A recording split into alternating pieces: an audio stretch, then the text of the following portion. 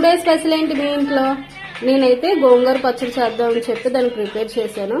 దానికి కావాల్సినవి చింతపండు, పచ్చిమిర్చి, టమాటా, గోంగూర, సాల్ట్, పోపుకు కావాల్సినవి. ఓకే, మరి ప్రిపేర్ అయ్యాక చూపిస్తాను. ఫస్ట్ ఒక గిన్నె తీసుకుందాం, గోంగూర వేసేద్దాం దాంట్లో.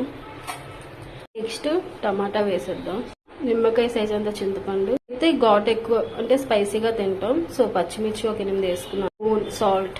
స్టవ్ మీద పట్టుకుని స్టవ్ మీద ఇలా పెట్టుకొని ఆయిల్ కొంచెం వేసి దీన్ని మూత పెట్టి వదిలేసేయండి ఒక 10 minutes. అది కుక్ అయిపోతుంది. తర్వాత ఏం చేయాలో చెప్తాను. సార్ చూద్దాం. ఇందాక స్టవ్ మీద పెట్టాను కదా గోంగూర పచ్చడి. ఓకే, బాయిల్ అవుతుంది. ఒకసారి కలుపుదాం. ఒక 5 minutes అయితే అయిపోద్ది. ఆపేయడమే. అయిపోయింది. స్టవ్ ఆపేద్దాం. చల్ల పెట్టుకున్న తర్వాత మిక్సీ వేయడమే. అయిపోయింది. మిక్సీలో వేసాను. కొంచెం సాల్ట్ వేసుకుందాం. పోపు ఇలా పెట్టాను. అయిపోయింది, వేసేసుకుందాం. ఓకే, బాయ్ బాయ్ అందరికి. మీకు నచ్చినట్టయితే ఒకసారి ట్రై చేయండి మీరు కూడా, నేను చూపించిన విధంగా గోంగూర పచ్చడి.